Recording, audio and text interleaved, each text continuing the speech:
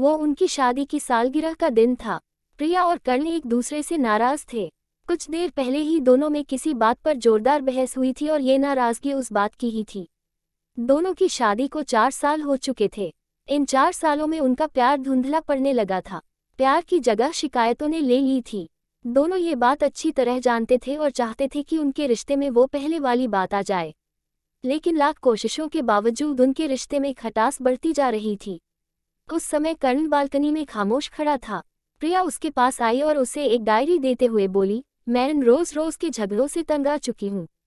जरूर हम दोनों में कुछ खामियां हैं जिन्हें हमें दूर करना होगा, तभी हमारा रिश्ता बच पाएगा। मैं चाहती हूँ कि अगले 1 साल में तुम्हें मुझमें जो भी कमियां दिखाई पड़े वो तुम इस डायरी में लिख देना। मैंने अपने लिए भी एक ऐसी ही डायरी ले ली है जिसमें मैं तुम्हारी कमियां लिखा करूंगी। अगले साल अपनी शादी की सालगिरह के दिन हम एक दूसरे की डायरी पढ़ेंगे और उसमें जो भी कमियां लिखी होंगी उस पर चर्चा करेंगे और उन्हें सुधारने की कोशिश करेंगे।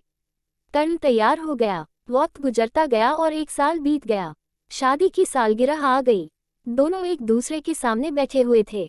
पहले प्रिया ने अपनी डायरी कर्ण की तरफ बढ़ाई। कर्ण डायरी के पन्ने पलटने लगा। पहला पन्ना, तुमने पिछले साल मेरे बर्थडे पर मुझे कोई तोहफा नहीं दिया। मुझे बहुत बुरा लगा, तुम्हें तोहफा देना चाहिए था। दूसरा पन्ना, जब मेरे मम्मी डैडी हमारे घर आए थे तब हमने उनके साथ मूवी देखने का प्लान बनाया था, लेकिन तुम उस दिन ऑफिस से देर से लौटे। मम्मी डैडी के सामने मुझे नीचा देखना पड़ा। तुम्हें वादा निभाना सीखना होगा। तीसरा पन्ना, मैंने तुम्हारे लिए इतनी मेहनत से स्वेटर बुना था, लेकिन तुमने तारीफ के 2 शब्द भी नहीं कहे। क्या मैं इस काबिल भी नहीं?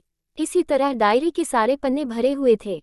कर्ण ने जब डायरी पढ़ ली तब प्रिया बोली, मुझे लगता है कि अब से तुम ये गलतियां दोबारा नहीं करोगे। कर्ण ने हाँ में सिर हिलाया। फिर प्रिया ने कर्ण की डायरी ली और पन्ने पलटने लगी।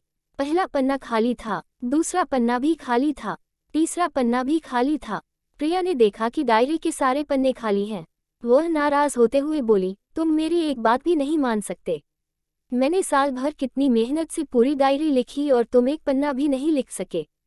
कर्ण ने कहा, आखिरी पन्ना खोलो, उस पर मैंने सब लिख दिया है। प्रिया ने आखिरी पन्ना खोला और पढ़ने लगी।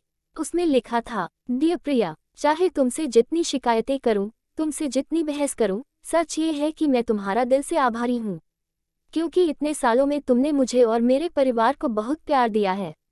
इसलिए इस डायरी में लिखने के लिए मेरे पास कुछ नहीं है। ऐसा नहीं है कि तुममें कोई कमियां नहीं, लेकिन तुम्हारे प्यार, समर्पण और त्याग के सामने वो सारी कमियां बहुत छोटी हैं। हजारों कमियां हैं मुझ में, इसके बावजूद तुम मेरी परछाई बनकर हरदम मेरे साथ रहती हो। भला अपनी परछाई की भी कोई कमी निकालता है? तुम जो हो, जैसी हो, मैं तुम्हें बहुत प्यार करता हूँ और इसी तरह तुमसे लड़ते झगड़ते और प्यार करते अपनी सारी जिंदगी गुजार देना चाहता हूँ। उम्मीद है तुम मुझे और मेरे परिवार को यूं ही प्यार करती रहोगी। ये पढ़कर प्रिया की आंखों में आंसू उमड़ आए। उसने उसी समय अपनी डायरी कर्ण के हाथ छीन ली और उसे जला दी, साथ में वो सारी शिकायतें भी जो इतने सालों से उसके मन में दबी हुई थी। कर्ण और प्रिया दोनों ने फैसला किया कि वे जैसे हैं वैसे ही एक दूसरे को स्वीकार करेंगे, अच्छाइयों के साथ, कमियों के साथ और ढेर सारे प्यार के साथ, और दोनों ने एक दूसरे को गले लगा लिया।